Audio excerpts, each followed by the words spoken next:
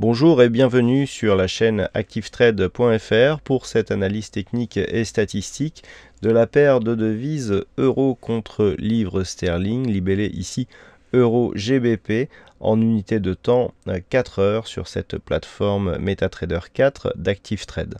Donc nous avons sur ce graphe une dynamique haussière dont le point de départ se situe au mois de novembre de l'année 2015 pour venir culminer ici au mois d'avril, et depuis donc ce point haut, la paire de devises se situe dans une phase de consolidation court terme. Donc si on se rapproche un petit peu, nous pouvons constater ici que cette dynamique court terme évolue au sein, donc sous une zone de résistance, et que lorsque l'on prend ici la parallèle de cette zone de résistance, la dynamique court terme se évolue dans un trend baissier relativement régulier. Donc les cours oscillent ici à l'intérieur de ces deux droites, et d'un point de vue très court terme, nous avons un retournement qui est en train de s'effectuer. Nous avons effectivement un RSI qui devient haussier, le MACD qui confirme, et le stochastique ici qui se situe en zone de surachat, alors que les cours viennent ici mettre une pression sur la bande de Bollinger supérieure et tester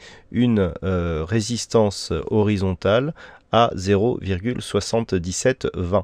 Donc pour l'instant, ce mouvement très court terme ne remet pas en cause la dynamique court terme qui reste baissière, donc sous cette résistance rouge, mais d'un point de vue technique, il faudra surveiller en cas de franchissement ici de cette zone horizontale des 0,7720 un éventuel test de cette résistance oblique baissière.